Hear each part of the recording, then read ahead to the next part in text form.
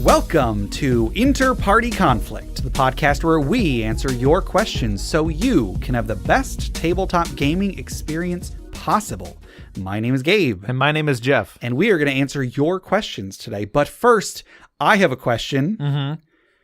What's a funny question to ask? Because I haven't done a goofy variation of this in a while, Jeff.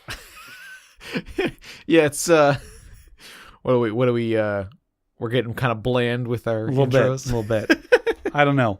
How are you doing today, Jeff? I'm doing okay today. It's been a rough week. Yeah. Although, like, as of this recording, I mean, last week was a bit rough for me. Okay. I just had some like homeowner issues. Oh yeah. And then I had some family issues. Yeah. And it was just one thing after another. And then I had some like health issues. And so I was just like one thing after another. And I was just like, I don't know. But I got through it. Yeah. And, I'm coming out the other side and things are getting better. So it's fine. Sure. But yeah, I don't want to go too much into the details because I don't want to be like do the sob story. Sure. No, I understand. Too personal. I'll get into the sob story. So, I'll just start out then and say, so I've been having a lot of issues with like just finding time to do stuff. Mm-hmm. You know, I'm working full time. I'm actually working overtime at least once a month. One of my days is taken up. I'm also taking a class one day a week. Yeah. To hopefully move up to an even better job than I already have. Right. And so I guess I want to say I've come to terms with the fact that I have been overworking myself a bit. I partly came to this realization because we have been playing the game Sekiro. Yeah. That just came out. Sekiro Shadows Die Twice, which is a very good game. However, it was very difficult for me at first.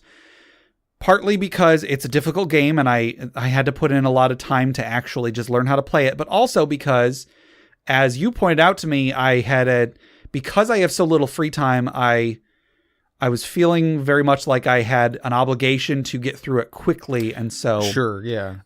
Anyway, so it was while playing this game that I really had to come to terms with the fact that like I am doing a lot of work. And I have very little time to do it, and it's causing me a lot of stress that I probably don't need to be putting myself through. Right, because games are a big part of our life, and like they're stress relievers, and some of them can be stressful. Some of them can be, yeah. But I mean, in the long run, games are stress relievers for us, and so like when you realize like, oh, I don't have time for my stress reliever because I'm doing all these stressful things, you kind of go like, oh, okay, well, I need to adjust that. Yeah.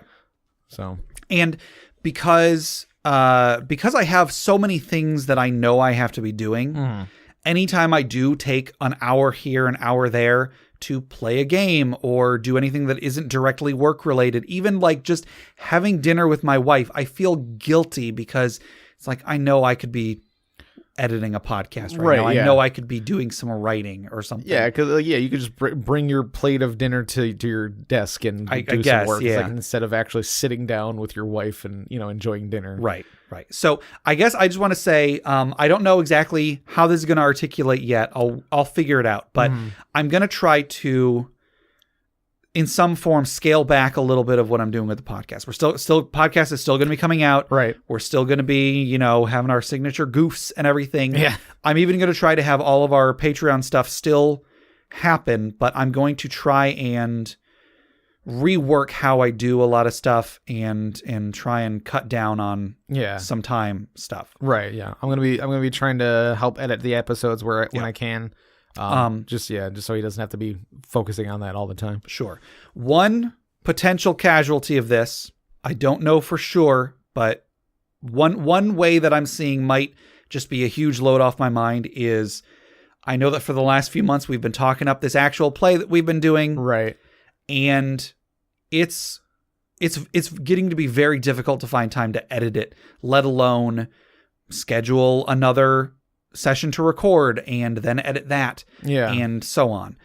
And I don't know if I want to say that it's not going to be going on. I don't necessarily want to say that, but it might be a while before it comes out. Right. And when it does come out, it might be a while before we have more episodes, if we ever do have more episodes. Sure. So I hate to talk this thing up for like 3 or 4 months and then have nothing come of it. And I'm not saying nothing is going to come of it, but for the time being, at least until this class I'm taking is over, which is going to be at least another few months, I really need to find a way to scale back my obligations and scale back what I have to spend my time doing.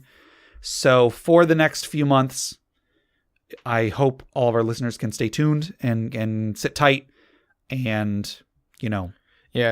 sort of bear with any changes that might come. Yeah. I don't know exactly what changes are even going to come. Right. Yeah. It might just be I need to just change my mindset around, but sure. I mean, if it ends up being like we want the actual play to kind of like keep going and stuff like that, but like because I enjoy doing it. It's just a matter of finding the time to edit it and So like maybe we'll like, because we wanted to make sure that like once we start releasing them that we would keep releasing it, like it would be a steady released thing. Right. Maybe we would just have to resign to here's the first chapter. Sure. Maybe it might even be, half a year to a year till you see it, another chapter or something like that. If it comes to that, we might have to weigh like what people think about it. Like, would you rather just get what we have? So that way, like we can sort of like, I'll edit the podcast episodes to give you more time to edit the actual play episodes so that we can at least get what we have out and then worry about it from there. Sure. Because it might, people might be more receptive to like getting something instead of nothing, or rather than like waiting forever until we can find a time to like do the whole thing and release it episode by episode. I don't know. So I don't know. We'll be figuring some stuff out. I just wanted to just get this disclaimer out there. Yeah. So we're going to try to restructure some things. Hopefully it won't make too big of an impact for the listener, but just in case it does, I just want to tell everybody what's going on. Gabe's a busy guy. You're working a full-time job while also taking classes to get a different job. Yeah.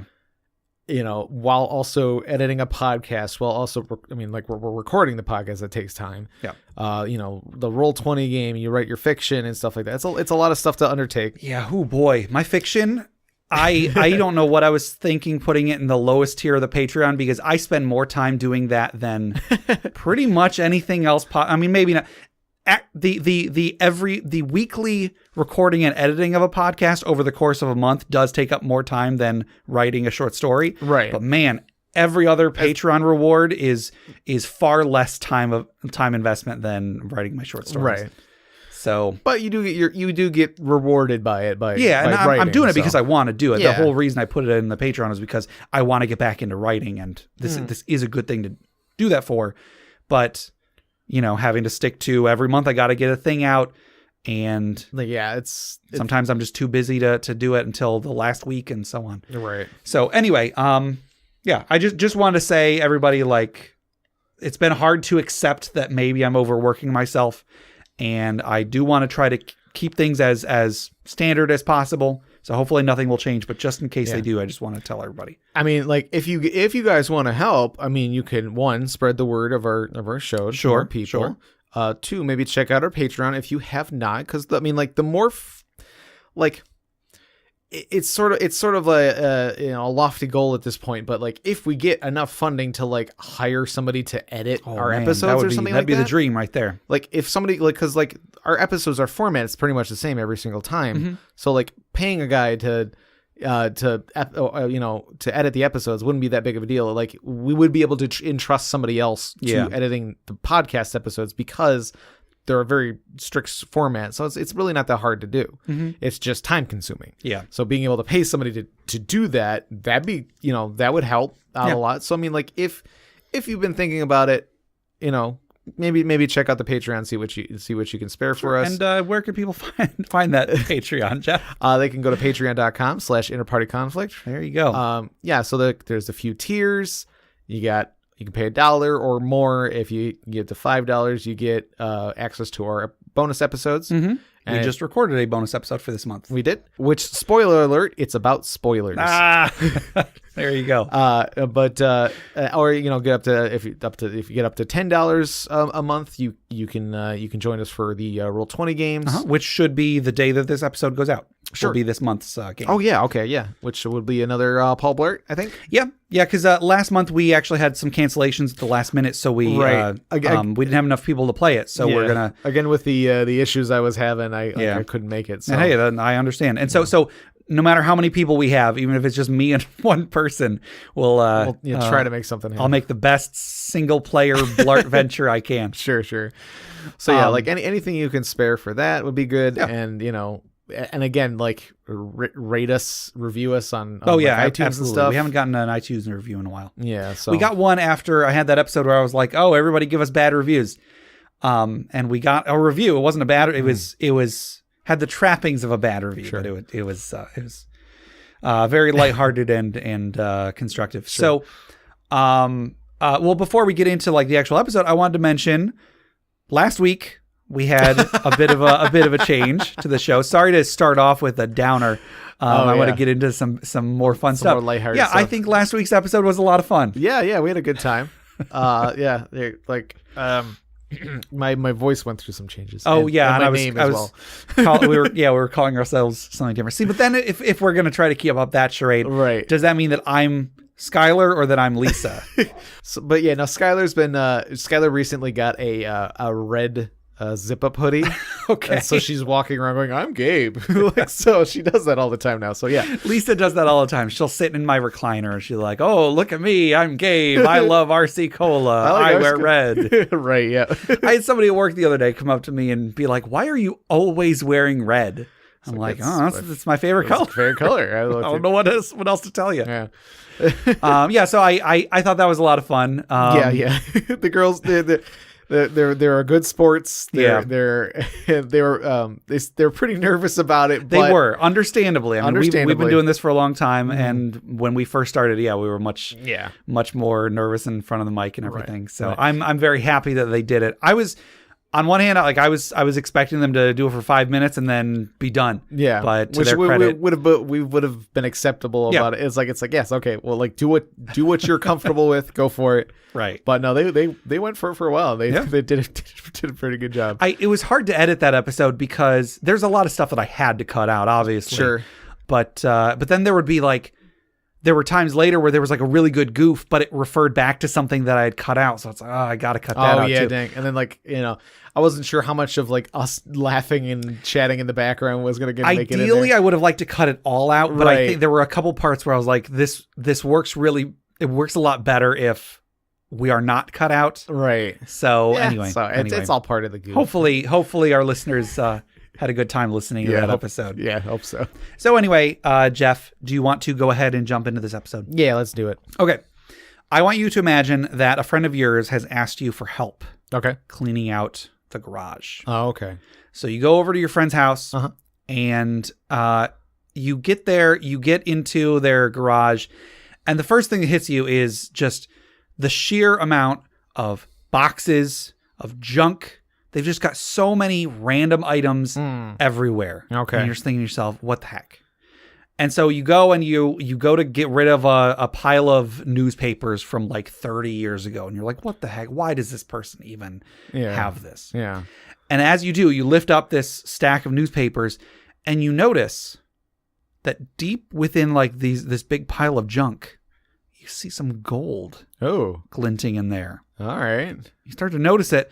And I don't know, maybe you think of possibly stealing it. Maybe you don't. I don't know. That's up to you. That's a character decision for you. Okay. However, as you start to think about that, you remember some details about your friend that you don't usually keep at the front of your mind.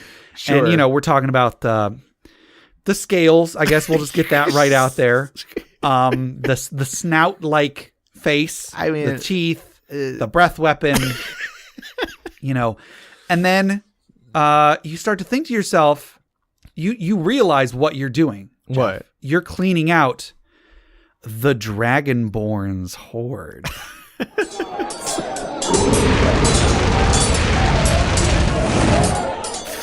Man, I should see when I first met my friend, I should have said something, but I thought it was going to be rude, and then it just sort of, Well, and also when you first met your friend, and you made a comment about the horned helmet that he was wearing, and then he yelled out "Fus Roda," and then you were like, "Oh, wait a minute, okay, okay." He's two different kinds of Dragonborn, apparently. Gotcha. He's a Dragonborn. Got it. Exactly. So, today's item, and actually, sorry, let me say that intro was submitted by a listener. Oh. Yes, on our Discord, which you can go to if you find the link on our Facebook or our subreddit. On our Discord, there is a page directly for submitting Dragon's Horde intros. Yeah. We've only had one or two submitted, right? So if you come up with a silly scenario where I don't realize I'm being spoken to by a dragon or something, I guess that was submitted by Deborah Soar on Discord. So thank you very much, Deborah Soar. Yeah. But the item for today was submitted also on Discord by Adam B.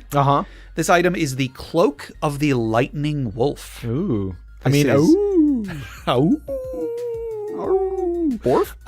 This is a very rare wonders item.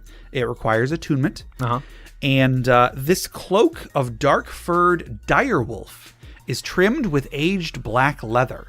It seems to occasionally shimmer with small sparks of blue energy across the shadowed lining. This cloak has 4 charges and regains 1d4 expended charges daily at dawn. When you are targeted by an enemy spell, you can use your reaction to have the cloak swallow part of the spell. Oh. The cloak gains a number of charges equal to the spell level of the triggering spell. You are still subject to whatever effects the spell would normally inflict on you, and you cannot use this ability again until you finish a short or long rest. A maximum of 12 charges can be held at any one time. Okay. So it starts with 4, gains back 1d4 at dawn. I guess I'm curious as to whether that can get it up to 12, or if the 12 is only from absorb spells. Yeah, I wonder. I don't know. Yeah, I wonder. I would say maybe like any unspent charges go away. I guess we'll get into what that means in a second, but unspent charges go away to a maximum of 4. Okay. I think. Well, yeah, let's see what it does. Anyway, when you hit with an attack, you can choose to expend any number of charges, maximum 3. Not any number of charges, but 1, 2, or 3 charges. Yeah. You can expend those from the cloak, dealing an additional 1d6 lightning damage per charge expended, which is inflicted on the target of that attack. If your attack strikes multiple targets, you must choose one target from the group to be subject to this damage. So, yeah. So basically, you can absorb people's spells. You still take the effect, but you can like get a recharge of electricity from spells. Yeah. And then you can funnel that energy into your attacks. I like that. Yeah. I think there's some details to be worked out with the whole chart with the charges and stuff. But I like that, like taking spell damage because it's charges based on the level of the spell. Is that right? Yeah. Okay. So so you can you sort of like build up this like static energy in the cloak and then unleash it when you're attacking somebody. So that's pretty cool. Yep.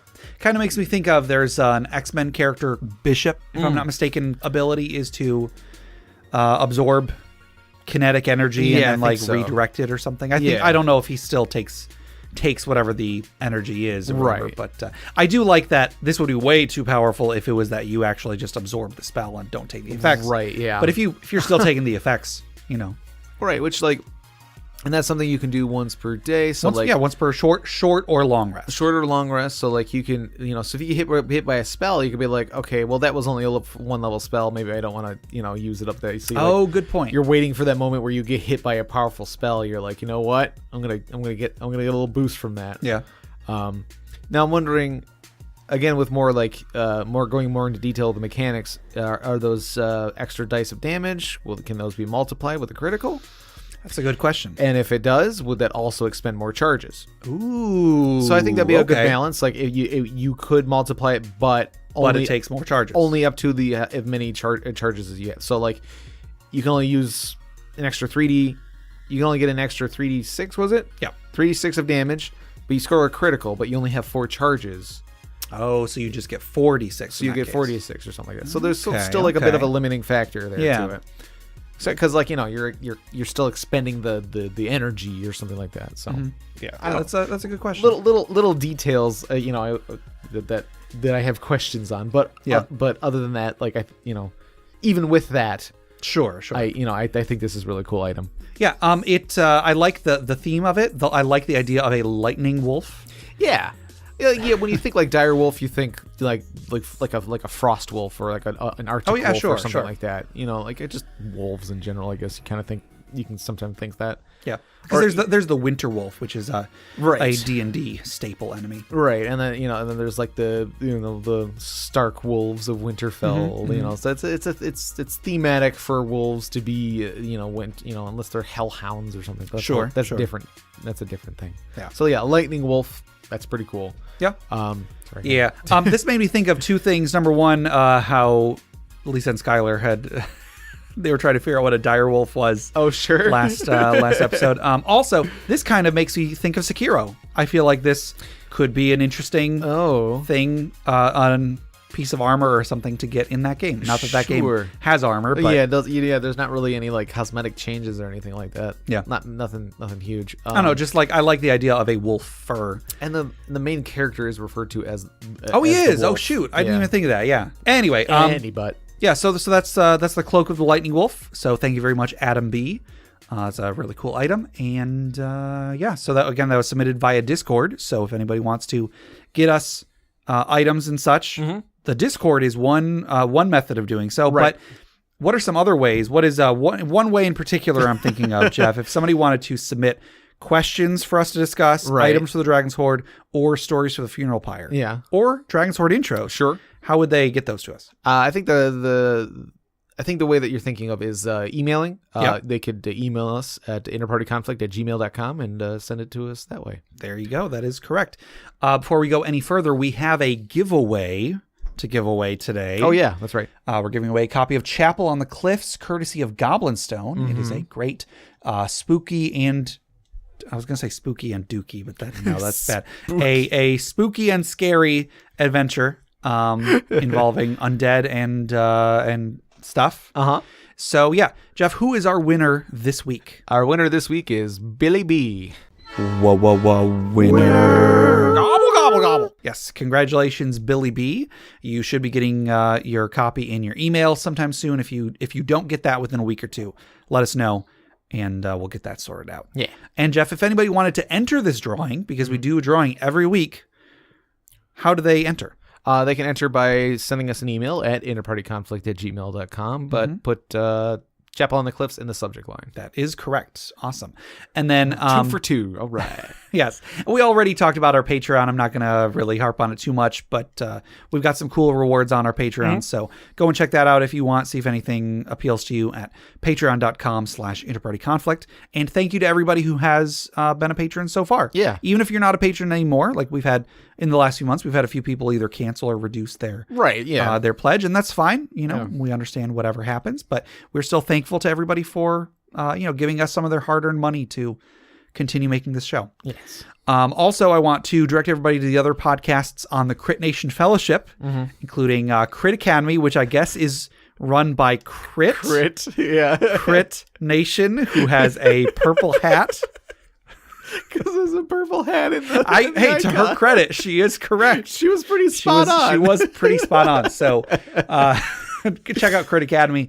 Justin, Ian, and Brandon. Justin Nation. Justin Nation. They make new and reusable content for players and DMs alike. Also, they have a book that I helped write that came out. I think you can still find that on there. Just go to Crit Nation. CritAcademy.com. CritNation.com, I think, goes to a page on their website. Right, yeah. But anyway, check them out. Also, I think they're coming out with some more products soon. They've got like a barbarian path that's coming out soon. I think Justin's been working on an adventure that's going to be coming out soon if it's not out already. Lots of stuff they're coming out with on DM's Guild. So check them out.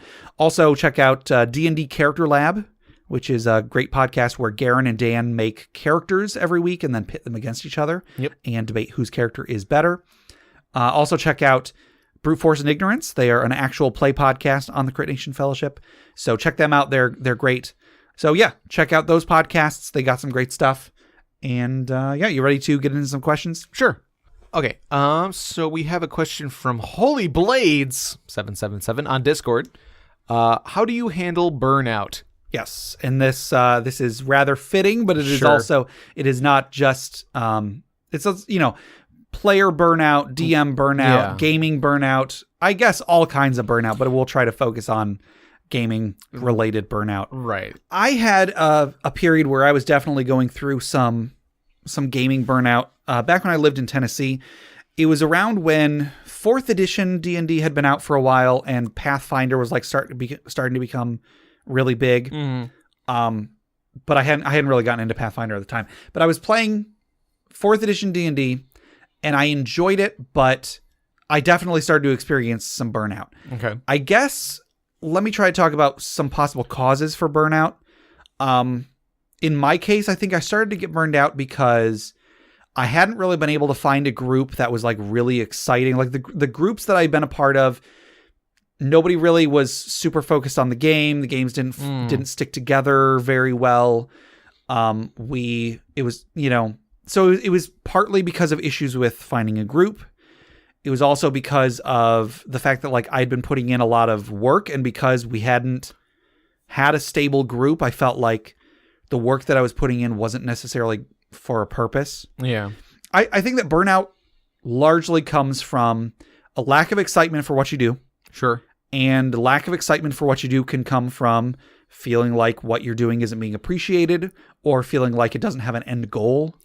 Sure. Or just feeling like you aren't getting the results that you wanted, even just from yourself. Not necessarily that nobody is enjoying your product, but just what you're doing it's not what you wanted it to be to begin with. Mm-hmm. You can get burned out with lots of things, hobbies in particular, but you can get burned out of jobs as well. Yeah. Oh, yeah. Just any time when you aren't able to feel the excitement that you had when you first started. Right.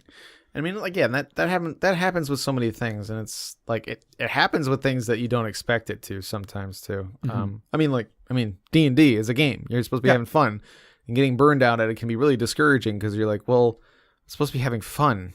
Yeah. And like you're just like, I'm just not having fun because there are some times when I'm like, I've been playing more lately, and like there are some days when I'm just like, I don't know. Like, yeah, I'm just like, I'm kind of like, I'll be like tired or something. And I'm just like, I'm not getting into it as much as I'd like to. And like, Sure. Other times I have a blast. So like, I don't know, it's kind of hit and miss. But yeah, like you were saying, like finding a group, that's definitely a thing. Cause like you're getting discouraged because you're like, you're trying to play this thing, you want to do, Mm-hmm. but it's just not hitting home. It's just not, you're not in the right group, or maybe you're in the right group, but you keep trying new adventures, and the the campaigns or the adventures that you're trying out aren't really hitting it. They're just not clicking with anybody in the group. Or maybe it's like the character you're playing. Maybe you play the same character type all the time. Maybe you're always the fighter type. You're always some sort of fighter or barbarian or something. It's like, that's when you want to like try, like maybe I should try out, like a caster or something like that. So, that's a smaller version of burnout. Cause I mean, I'm sure as long as the DM's okay with it, they don't mind you switching characters out. If it's really not enjoyable for you anymore, you can always switch out to something new. Yeah. I think that to answer the question, I think that the best way to handle burnout, there's something you should do before you decide how you're going to handle it. First thing you should do is you should ask yourself, do you want to keep doing this? Is it that you want to become unburnt out so that you can keep playing D&D? Right. Or whatever game you're playing, or whatever it is you're doing.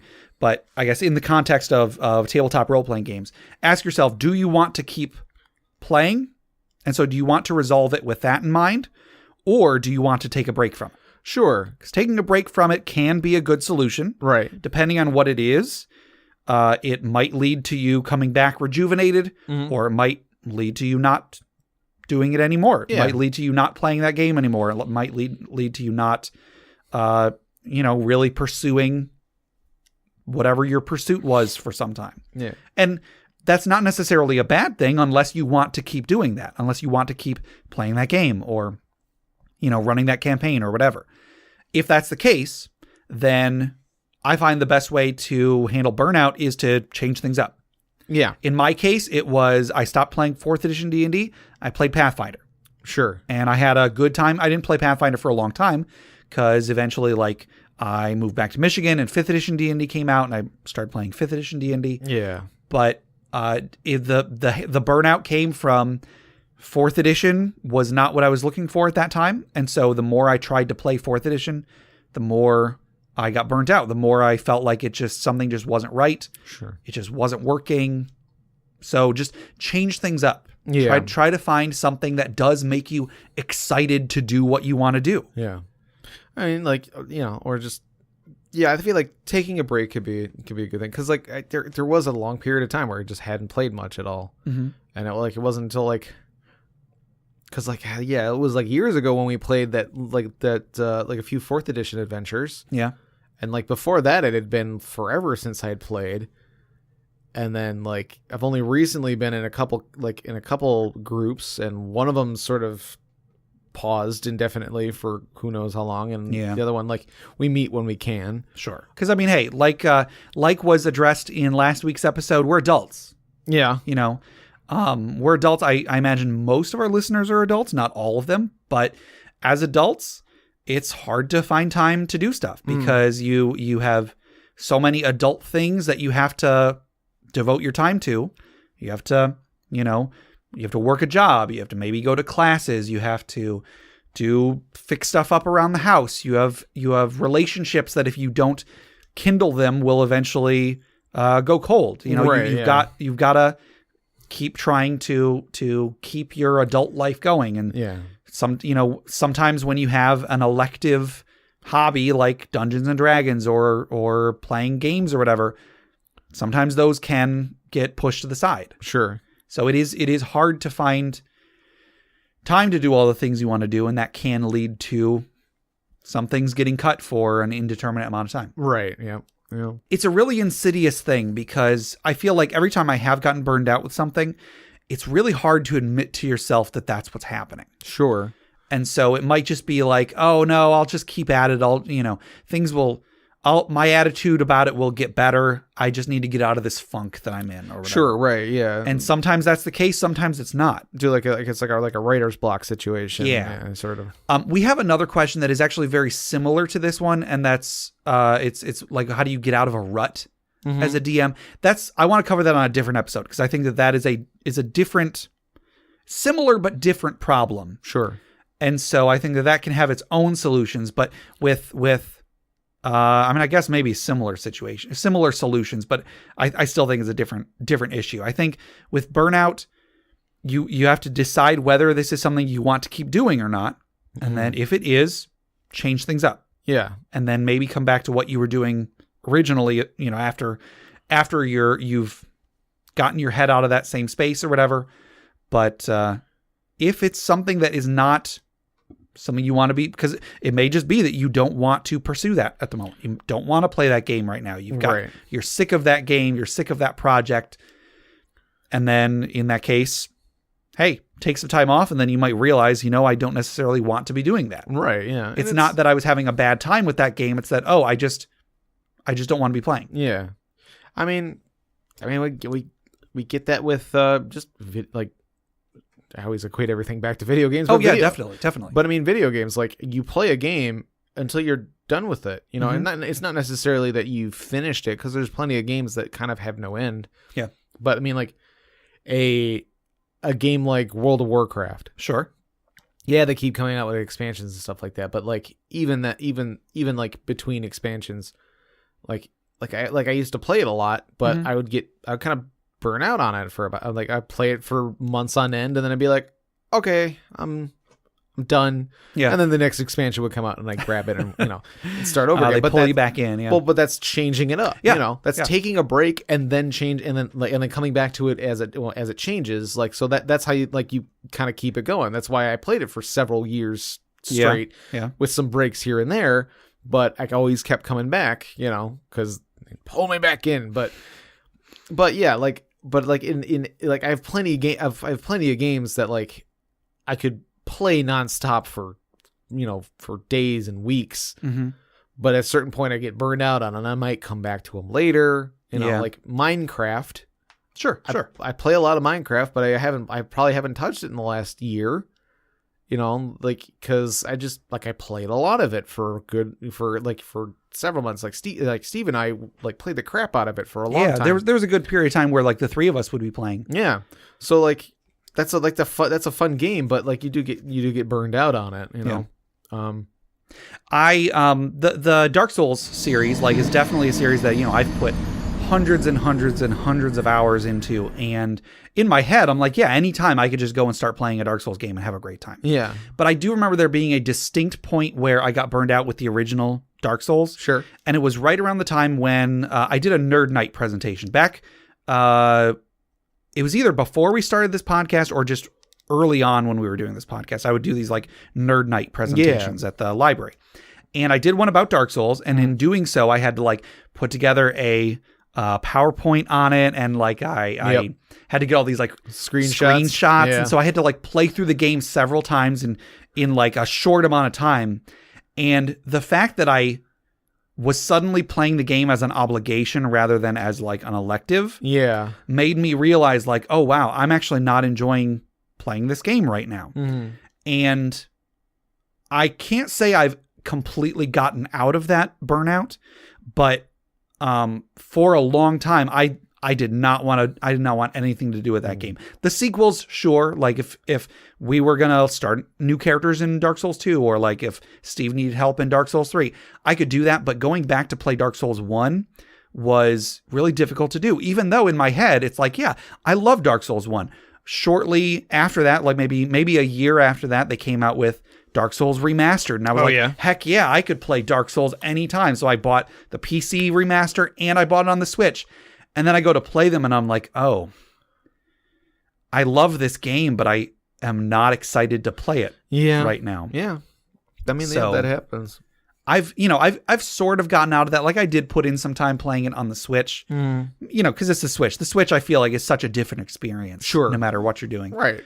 But and you just get the joy of hey, I can play this anywhere, it's I play mine right before I go to sleep at night. I just have it next to my bed, or I'm just I'm gonna play a little bit of Final Fantasy VII now. I can play Final Fantasy VII just in bed. Yeah. I played at work because I can take my Switch with me to work and I can play it on break. So I've been playing Final Fantasy VII. Also, I think I mentioned, I don't know if I've mentioned it on the show or not, but no one can know about this. We had them on as guests. They started their playthrough of Final Fantasy VII. Oh, that's right. So if you have not started listening to them, now is a great time to do so. Yeah. I got it. Oh yeah, that's right. I got to do that. So anyway, I guess I'm trying to say that even with a video game series that I love and that in my mind, I do feel like I could play anytime and have a great time, you can still get burnt out. It's still definitely possible. Mm-hmm. And because you were talking about playing it as an obligation, right? Yep. I feel that's a really big part of it, and especially when you're working with a group of people, even if they're close friends and everybody understands different situations and stuff like that. Once you start involving getting people's schedules together and stuff like that, it becomes an obligation. It can become a chore. Yeah, because you have to get people to work together, and you have to get people to if you don't feel like playing that day, but everybody else, cleared their schedules to play, you're kind of well, I have to play. Yeah. I have to play, because otherwise I'm going to be ruining everybody else's experience or something like that, Yeah. And so it becomes this obligation, and once it becomes an obligation, then it's that much more easier to burn out on it, because you're just sure, yeah. You have this pressure and this stress of I have to be there. Yeah. I can't not be there. So now I'm not choosing to be there anymore. I'm just there because I have to be. Mm-hmm. And then it's that alone for me causes burnout. It's there's a balance with that, because when it's an obligation, then I do it. Mm-hmm. Versus if I want to do something, I don't do it. It's just I know what you mean. I can sometimes just not do a thing because I don't have to. I want to. I'd love to paint all of my Warhammer figurines. I don't have to, so I haven't finished them. It's just They sit on my shelf and I look at them and go, I should paint those. Right. Having a deadline is a double-edged sword because on one hand, it can make something you enjoy into something you don't enjoy. But on the other hand, it can, if you don't have one, it's very easy to just not do things that you would otherwise enjoy. It's just tough. It's so you have to turn your obligations back into fun things, like recording the podcast or recording friend quest or something like that. Like it's a thing that has to get done every week. Yeah. But it's like, it's like, okay, no, it's like it's not like, oh, I gotta go to work. It's like, oh, I get to go see Gabe. Sure. Like that, making it like turning it into that in your mind versus like, it's like, oh, I gotta drive out to so-and-so's house so we can play D&D. Yeah. And it's like, no, I was like, I need to go see my friends today. Yeah. Like, that's awesome. Like, find the things within it to look forward to and not the things that you have to do to in order to achieve those obligations. Yeah. Cause a large amount of it is just going to be getting into the right mindset. Almost every case can be solved if you get into the right mindset. Now, whether that's easy or not, that's a different story. Like, I was just thinking, like, it's like, this is all really easier said than done. But right. I would say if you can, because this is not just about how do you identify it or how do you fix it, but how do you handle it? I would say if you can, try to see it coming. Sure. If possible, like try to look for warning signs. Try to look for, like, maybe if you're just enjoying something a little bit less, try to think about whether that's a continuing thing, like whether that's if each week it gets a little bit less and a little bit less. Yeah. Because if you could see it coming, then you can kind of get ahead of it and change something up real quick, Yeah. Like, okay, like, oh yeah, we're all meeting up for D&D all the time and it's the same thing. Oh, okay. And then you start to realize, like, okay, this is getting a little, hey, you know what? Instead of this week playing D&D, why don't we go see a movie? Okay. Yeah. There you go. Let's go see a movie this week. Maybe we'll see a movie that's like in the theme of the campaign that we're playing or something like that. Sure. Hey, there's this movie coming out that has this character in it that reminds me of so and so in the campaign. Okay, let's go see that this week. Change it up. Just like, have a nice night out with your friends so that you're reminded that the reason why you're getting together to play D&D is to have a nice night out with your friends. Yeah. Yeah. So just kind of rekindle that idea of like, no, this is fun. Sure. This is me hanging out with my friends. We don't have to be playing D&D. We just want to. But if it turns into we have to play D&D every week, maybe change it up every once in a while. Sure. And if you are concerned that if you start like doing stuff other than playing D&D, maybe you'll end up not playing D&D. Like maybe you'll be like one of the many groups that you start not playing D&D anymore. Like the group starts falling apart because you're not playing D&D. You could still play, maybe instead of D&D, play like a different RPG, like one that is much simpler that you can just pick up the rules. I always bring up the terrible RPG. Sure. Maybe play a game of the terrible RPG as your characters from your D&D campaign. And board games. Board games, that's a good one too. Like board games have gotten so big lately and there's so many to choose from now. So many that are even like D&D specific. Yeah, like I feel like in a lot of groups, I feel like board games have sort of taken over that slot of like a D&D sort of, style get together. Cause I know a lot of people that like have a collection of board games and have, you have game nights every once in a while. Every once in a while. Yeah. Yeah. And Skylar's been trying to she keeps wanting to have like a regular thing going. And like we played last month and it was a lot of fun and we're planning on having a little get together again this month. I'll try and see if I can get her to reschedule so that you can join us. I mean, if she can, I understand. Like everybody has Saturdays off typically, and not me. But and she's just got like she has a few friends that she hardly sees. So she's just trying to make sure to get as many people in as possible. Yeah. But yeah, if even if you stop playing D&D, you're not gonna forget about D&D. Yeah. Like I hadn't played for a long time, and then I start, even after not playing for a long time, I started a D&D podcast with my friend. It's the D&D is still part of my life, even when I'm not playing it. So it's not like I'm abandoning my love of D&D if I've stopped playing D&D. Sure.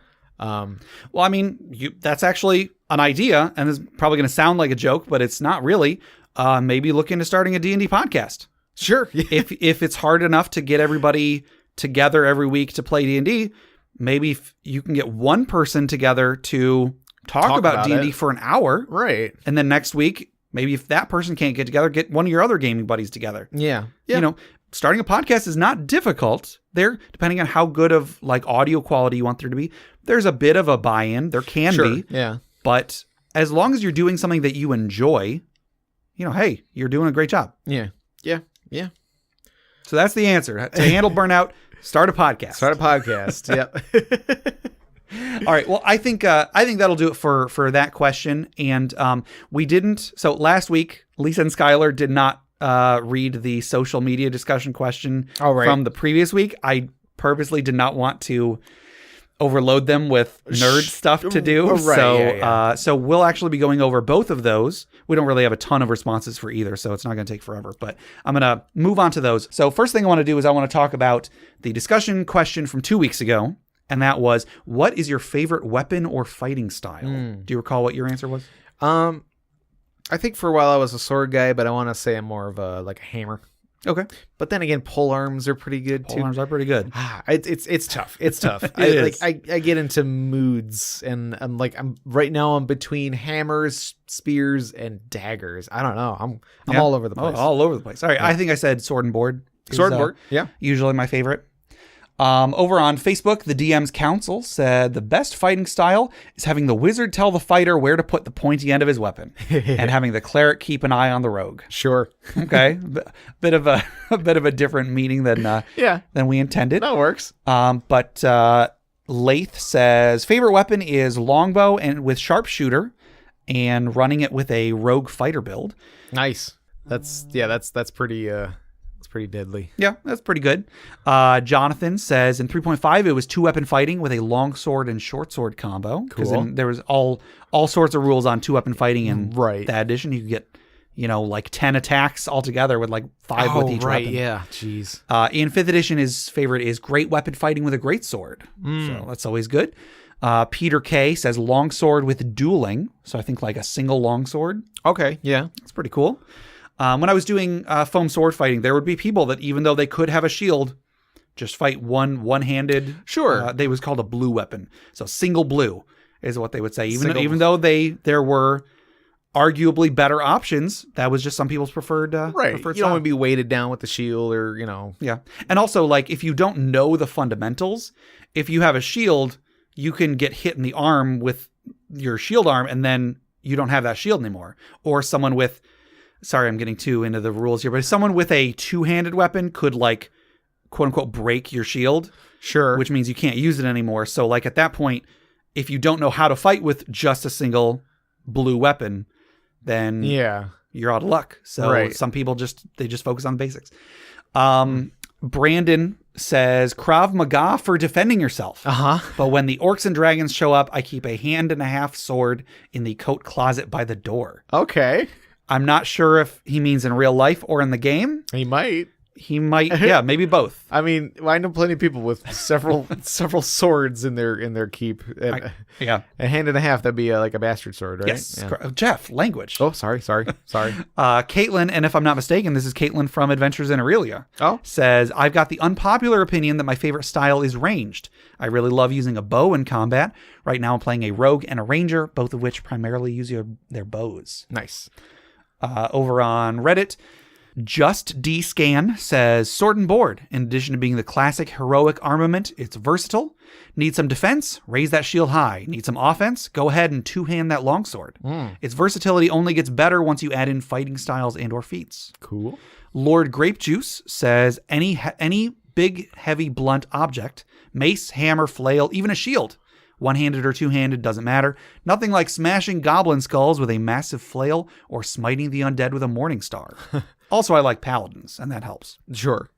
00 Jiminy Cricket says Warpick, because flavor text has never been so revolting. Stiltskin Kupo says, am I big? 2 bastard swords and 2-weapon fighting for an oversized race. It's like being able to dish out 2 whole turns of medium damage per turn. And if you lose one, you can use the one you still have with 2 hands for higher damage until you get your second bastard sword back. Sure. Add in a 2-blade defense feat, and who needs a shield, really? I get it. Yep. Yeah. Any game where you can put points in something to allow you to dual wield a two-handed weapons. Yeah. You're just it's ridiculous. Yeah, in games like Dark Souls, you can do that. It just requires a huge stat investment, and you're probably going to be really slow. Right. So you gotta adjust your style, I guess. But it can be very rewarding. Yeah. On Twitter, Collins B says, I'm a sucker for a bow, but only as a fighter. Rangers just don't get enough attacks per round to make using a bow satisfying for me. And then there's a gif of some character from a movie firing a bow a couple times really fast. Can't identify it, but probably Robin Hood. Then Carl with a K says, there's something so classic about a sword. It's an elegant weapon. And I agree. I love swords. And then Crit Academy simply posts a GIF of a cowboy with a whip, and the whip is on fire. Yeah. So Flaming whip, I guess. Okay, fair enough. Over on Discord, Jason says, Ardrick's fists are the best weapon, second only to Ardrick's body. Ardrick, of course, being his monk character that he made in a campaign a long time ago. Was a dwarf monk? It was a dwarf monk. And I actually wrote a story about his character, Ardrick, several months ago on the Patreon. Yeah, so, I remember the tales of Ardrick. Yes. Well, since you probably haven't, you should read the story I wrote about Ardrick. Okay. I think it's pretty good. Sure. He's joking, though. The real answer, he's always loved double weapons like the Dwarven Urgrosh. You guys remember the Dwarven Urgrosh right? from 3rd edition? It was a spear with an axe on the end. Yeah. So one end was an axe, one end was a spear. Yeah. So he says that one or any other cool 2-weapon combo that isn't just short swords or scimitars. In Galarion, that is Pathfinder setting, there are these barbarians who use a big hammer and a buckler made out of a horned beast's skull that they can stab with. Ooh. Their fighting style is called Thunderfang. Ooh. Thunderfang style. Yes. Debrasor says, in general, I prefer slashies, twin scimitars, halberds, scythes, etc. There's just something super elegant and ascetic about being a graceful dance of blood and death. Smiley face. Slashy. And then the beverage tea says, sorry, that's bow and arrow for me. Up close and personal just isn't for me. Squishy characters that can climb or perch and hit from above and far away are my style. Yeah. Peace Joy Pancakes. And by the way, everybody in this thread, they're using kanji. Yeah, so I'm not sure what they're probably making fun of us and we just can't read it. Yeah, I don't know. Peace Joy Pancake says, I think daggers look really cool, but I never made a character using them. The smallest blades I used were short swords. Preston says, good old Warhammer. Always easy to just smash your way through the mobs. Yeah. And and Noah Wizard says, well, around level 140, I can have 40 strength and 60 intelligence, which means I can hold the Great Shield of Glory and cast top-notch crystal soul spears. I'd have to say that is my favorite fighting style. It's not really sword and board, much more sword and deathly explosion of light. Because, of course, he's referring to Dark Souls. Dark Souls, yeah, his favorite build in Dark Souls. Which Dark Souls 2 or 3 he's referring to. Well, he's definitely doing that in Dark Souls 3, where he's got probably the Great Shield of Glory is. I think that's from Dark Souls 3. Yeah, he uses the dark sword. The dark sword is so good when the game first came out. It's still pretty good. Yeah, but they nerfed it pretty quick though. Yeah. And then just one more. Two more. Jason, a different Jason the Human, says, I always thought quarterstaves were a cool weapon. Not only can you beat someone up with it, it doubles as a walking stick. For Dex characters, I always liked stabbing with a rapier. And then Damien the DM says, my favorite fighting style that never worked, it did in Pathfinder, but that character was short-lived, was 2-weapon Dex fighting with the Feint feat line. He was an elven diplomat type character, so high bluff, and if it actually worked, he would have been able to get a feint off like every time he attacked or was attacked. Yeah. Yeah, there was a 3.5 character I made that was doing like feints or something like that. There was some prestige class that allowed you to do feints. You would make a bluff check. Yeah. And as long as you meet a certain amount, which I think he like could take 10s on it or something. Oh, probably. Yeah, that sounds about right. Yeah, at a certain level you could like take a 10 on it, I believe. But like you basically would feint and be able to sneak attack even if you were just face to face with somebody. Sure. Anyway, so then moving on to last week's social media discussion question. We only got a couple responses. This isn't going to take forever. But the question was, what is the greatest adventure you've had in real life? Do you have an answer? Oh, I can't remember if I said anything because I feel like we discussed this at one point. We may have, because I think I was toying with this for a bonus episode topic. Yeah. So, yeah, I can't really think. I mean, like, I'm an indoor kid, so if not, that's fine. But yeah, I mean, not to say that I've never gone on an adventure. I just I've gone on like trips and stuff with my family. Yeah, and I don't know. Yeah, like I don't go out and take risks and stuff like that because like I don't like going outside because there's bears out there. You know, like good point. Like good point. I see people doing all these exciting things, and it's like, you could get hurt doing that. Yeah. Like I feel like I'd be more stressed, worried about getting hurt than having fun. So like, yeah, I don't know. My adventures are small, I guess. When we lived in Tennessee, one of our friends down there was a mountain climber, and he died mountain climbing. Yeah. It's terrifying. Griff tells a story about him and his wife going hiking, and they ran into a bear. Oh dear. They ran into a bear. There's bears outside. Yeah. So I guess what we're trying to say is, everybody out there, be careful. Yeah. Whatever adventures you choose to take part in, all the power to you, but be careful. Yeah. Know your limits. Right. Trust the people around you. You know, be careful. Just be aware. But don't be so aware that you're stressed out all the time like me. Be aware, but don't be a bear. Is the moral here. Thank you, Gabe. So Lisa mentioned my greatest adventure on last week's episode. We went to Centralia, Pennsylvania. We went on a road trip there. Oh, right. When like the first year that we were dating. We had been dating for like 6 months or something at that point, and we got together with our friend Mike, our friend James. We piled in my mom's car. We drove. It was about an 8-hour drive from where we live to Pennsylvania. I think I still have a piece of coal that you brought back from Probably. Yeah. So Centralia, Pennsylvania is a city that has had a mine fire burning under it for the last 40 years. Yeah. Just like a very slow burning very type of slow coal. burning. Yeah, they tried evacuating the city, but like some people refuse to leave. But there's like constant sinkholes and stuff. Yeah, I mean, not necessarily so much anymore, but yes. Basically everybody's left. There's like maybe 4 or 5 people that still live in what was once the like township of Centralia. It's not located on any maps anymore because it's officially not a town anymore. It's just kind of the area between this town and that town. Yeah, even the name Centralia, like it sounds like a horror movie. Kind of, yeah. In the movie Silent Hill, they based the history of Silent Hill off of Centralia. Now, not the games. The games of Silent Hill were around before it ever had any association with Centralia. But particularly when they were making the first Silent Hill movie, they looked at Centralia for inspiration. Sure. And so with this in mind, we thought, hey, yeah, let's go here. It's going to be super creepy. Going to be really exciting. Centralia itself was actually very boring. There was a stretch of abandoned road that had been rerouted around because it was all cracked. And that was pretty much it. And then we spent like an hour throwing rocks into a big puddle because it rained a lot the day before.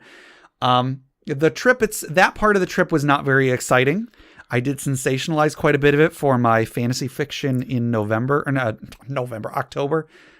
of last year. Because it was for Halloween. Why would it be November? But the rest of the trip was actually a lot of fun. We drove to Hershey, Pennsylvania. We drove to Gettysburg. We went on a ghost tour in Gettysburg. It was a ton of fun.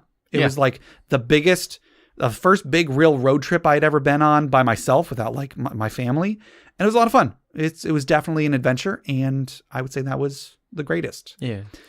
Now that I'm thinking about it, there was the time that we all went up to Toronto. Oh yeah, I remember that. I feel like that was one of the first times that like I went on a longer trip that wasn't like with my family or something like that. Yeah. So like that was fun, and like I didn't have nearly enough money to be on that trip. Sure, same here. Yeah, it was just like I was like, yep, and like it was one of those situations where like okay, like it's going to cost this much, but since there's like 12 people, it's split up this way, and then only 10 people show up. So like, you're like, well, I'm here with just enough money for if there was 12 people and I can afford food, but now I can't afford food. Mm-hmm. Can I have your fries? Like, sure. Yeah. All right. Well, over on Facebook, Nathan says riding camels in the Wadi Rum Desert in Jordan after exploring the ruins of Petra. Ooh. So, I knew some of those words. I know where Jordan is relatively, and I know what Petra is. Uh-huh. Do you know what Petra is? That's the pirate girl from Wind Waker. No. Have you seen the movie?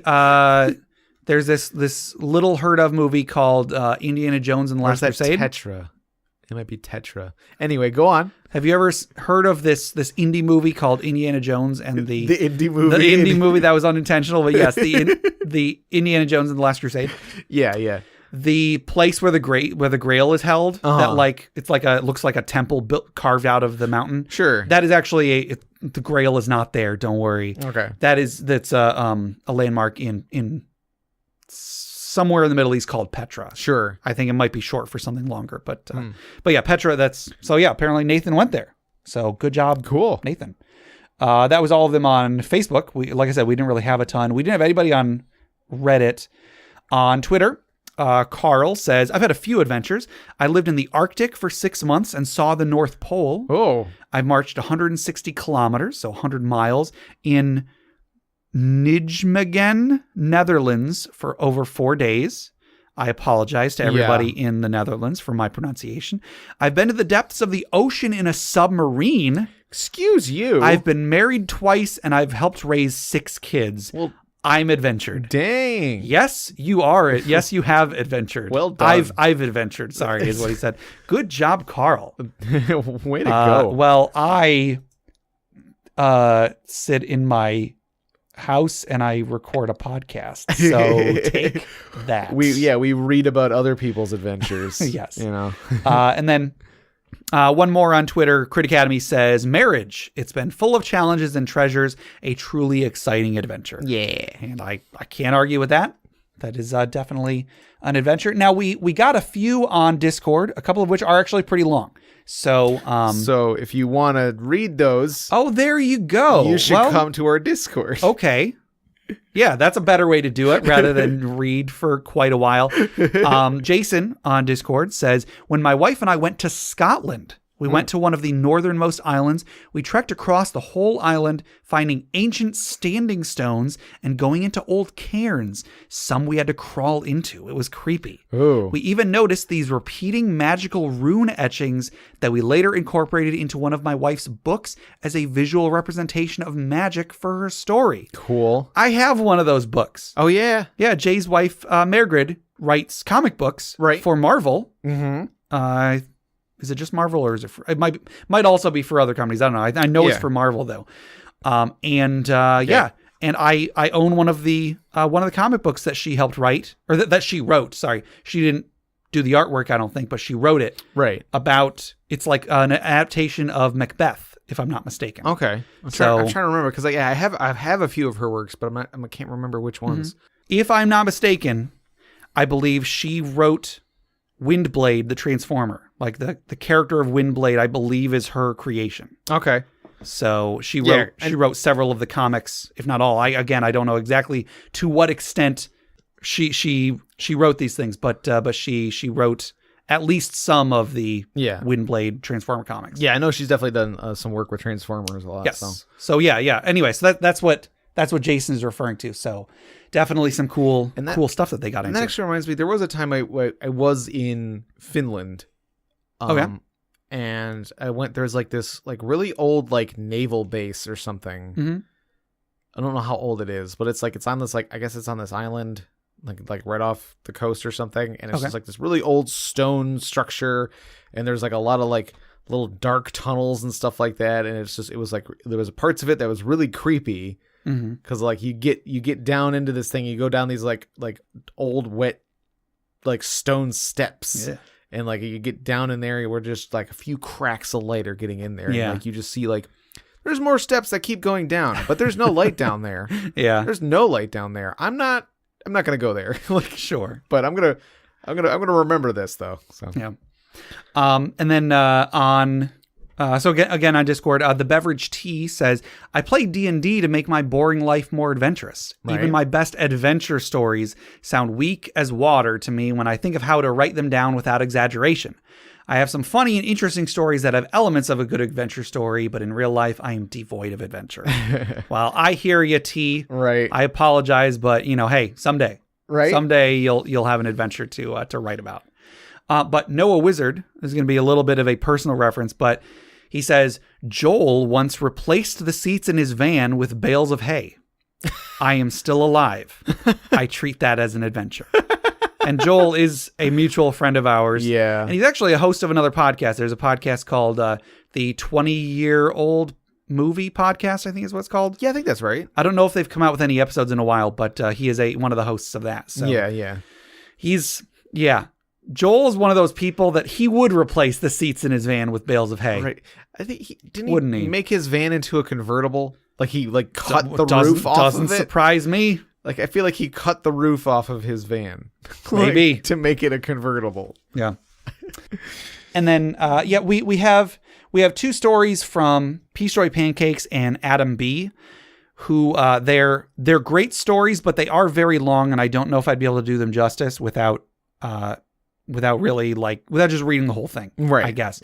So everybody go to our Discord. Yes. It's a great place to be. You should be there already if you're not. Yep. And just, click on the social media questions tab and go read these. Yep. There's some great stories in there. Yeah, you can find the link to the Discord on our Facebook and on our Reddit. Yes. And you do not need to be a patron in order to join. Not at all. We might be making a page on there specifically for Patreon talk, but it's not going to be restricted to patrons. It's just going to be like, if we want to discuss stuff that is Patreon related, we'll do it there. Yeah, there might be somewhere along the lines like of a perk or something, but maybe. There's not. At the moment, there is nothing specifically for patrons. Everybody is welcome. Everybody's invited. So come on down. And then we still have to do a discussion question for this coming week. Oh, right. So our discussion question for this coming week is: have you ever had D&D or any other tabletop role playing game influence your dreams? I feel like a must have. I can't remember anything recently. And dreams was like one of those things where like you only remember, like in a lot of cases, you only remember it for like the first minute you've woken up. Right. I've had a couple dreams recently that have been like more connected to real life than ones I usually have. Mm-hmm. But I think one of them was about work and the other one was about Sekiro. So nothing D&D related recently. Yeah. I feel like I've had more examples than this, but one that comes to mind is from maybe a year or so ago. I had a dream where I think it was you and me went to London. Okay.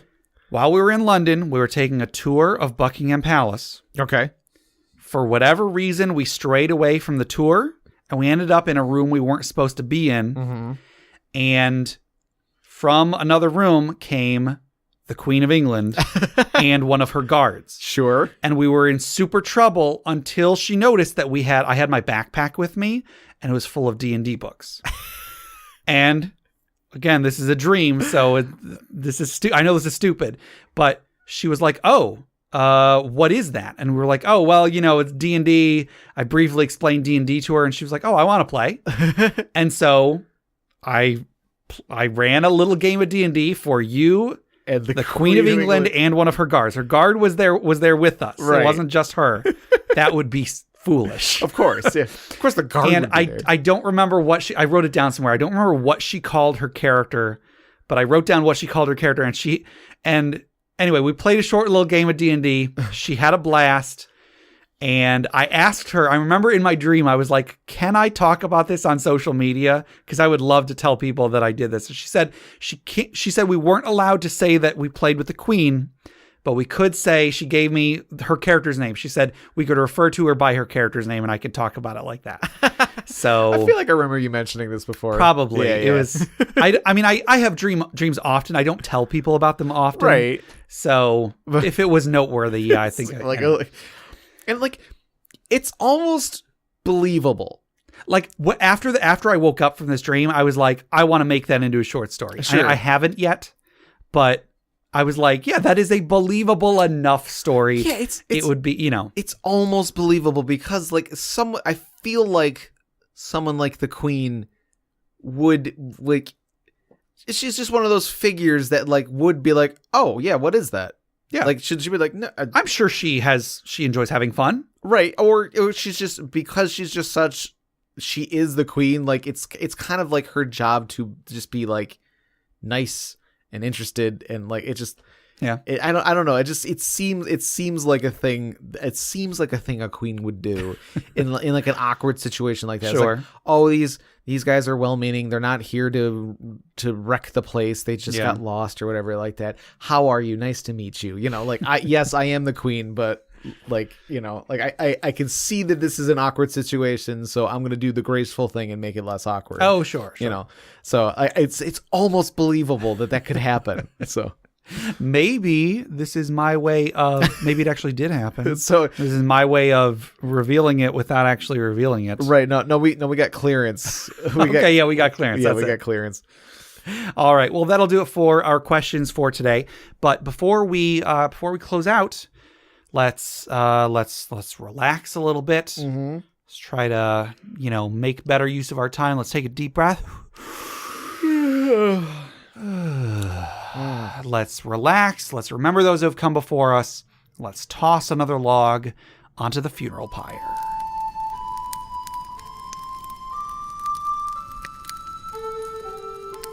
The Queen is still alive? Yeah, she's never going to die. It's ridiculous. She's the longest living monarch. I feel bad. I guess I don't really feel bad, but I was going to say I feel bad for her son. Because by the time he becomes king, he's going to be an old man. Right. She's been Queen since she was like, I don't know, 16 or something. Yeah, whatever. I don't know. It's like I remember like watching a little video on like the history of the monarchy and stuff like that, and it's just like, and then Queen, and it's like, she's been freaking forever. It's, oh my god, like she's still going. Yeah, it's crazy. So anyway, this week's funeral pyre story comes from Adam B. So he also submitted the magic item earlier. Yeah. So Adam B says, "What T heck? Brave but foolish." So that's the character's name. What T heck? Okay. The party had been traveling deep into the Underdark to confront a creature called Burnouts, which had been controlling undead. Upon reaching Burnouts' lair, a beholder which used its regional abilities and lair actions to know the party was approaching. It sent out several iron ghouls to hold the party up. I don't know what an iron ghoul is. I don't want to know. But maybe it's a ghoul version of an iron golem. Right. Or a ghoul wearing heavy iron armor. Sure. I don't know. Anyway, this resulted in several characters being held up and the other half hiding out of sight of the beholder. Eventually, the monk and half-elf fighter, What T heck, decided to rush the beholder. Upon entering, What threw a dagger and critted. Gaining the attention of the creature, unfortunately, the creature then used its legendary action to attack What with a random eye. The dice rolled and disintegrate occurred. Oh no. Max damage was rolled. Oh no. And What, in his hour of heroics, turned to dust. Witnessed only by the party's monk and shocked ranger hiding in the shadows.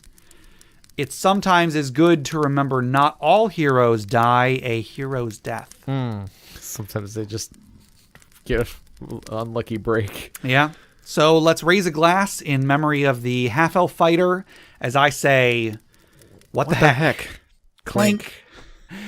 And so that brings us to the end of the episode. To submit questions for us to discuss, items for the Dragon's Hoard, or stories for the funeral pyre, please email us at interpartyconflict@gmail.com. For show notes, links to media mentioned on the show, and running lists of questions and magic items, go to interpartyconflict.com. Join the discussion on social media. Find us on Facebook, facebook.com/interpartyconflict, on Reddit at r/interpartyconflict, on our Interparty Discord, or on Twitter at InPartyConflict for our weekly social media questions. Your answers might end up on the show. Find us on iTunes, Google Play Music, Stitcher, YouTube, anywhere you download podcasts. Please rate, review, subscribe, or just tell a friend. If you'd like to support the show, check out the rewards at patreon.com/InterPartyConflict. There's a few different tiers, so anything you can spare, even $1 a month, would go towards making the show better, and you'll get bonus content for it. Jeff, tell us about FriendQuest. FriendQuest is our YouTube channel where we play video games. You can also find us on Twitch at twitch.tv/FriendQuestStream. Right now I'm playing Sekiro. Yes. So come Great watch game. that if you're interested. And then we're playing through Borderlands 2 right now, which Borderlands 3 just got announced. So cool. We'll definitely be playing that once that comes out. Awesome. And speaking of video games, check out my side project, the Arcade Memories Podcast. If you'd like to submit your own childhood memories of going to the arcade, record them or write them to me at arcadememoriespodcast@gmail.com. Also, head over to bit.ly/InterPartyConflict to take a short survey about our show. What you like, what you don't like, etc. And just for taking it, you'll get 2 free printable board games courtesy of Mary and Tom over at hollandspiel.com. And our music is made by Boxcat Games from Nameless the Hacker's RPG. So, Jeff, until next time... I got an idea for a character name. What's that? What the